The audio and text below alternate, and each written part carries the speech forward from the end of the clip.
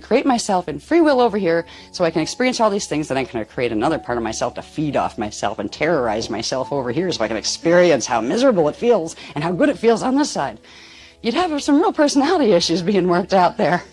God did not create the black hole systems on purpose. What God did in knowing that this, by creating this format, which is an eternal life, perpetual motion, universal structure, there were certain things built in. It was going to be a free will structure.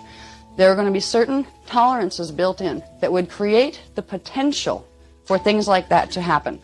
It wasn't that those things, that things like, fallen matrices and black holes and beings getting really nasty and doing nasty things to other ones, that wasn't God's desire in creation.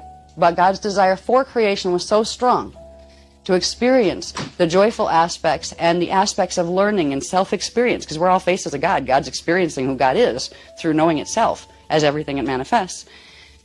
That desire to express out of love and just the love of being able to create and know creation and not feel lonely anymore, because if you're just one God and there's nothing else in the universe, you feel pretty lonesome after a while.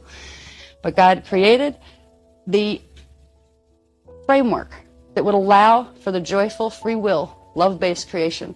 But in so doing, because of the way energy works, and in order to create this framework where you could live in a three-dimensional holographic system, there had to be certain balances of energy that were allowed to take place, or you couldn't have this either.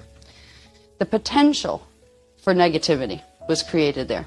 And God knew it would be up to the parts of itself that it individuated into those experiences, whether or not that potential for extreme negativity that some people call evil would exist. God didn't create evil on purpose, but God knew in creating good or joyful perpetual life that the potentiality of that being turned in on itself was there.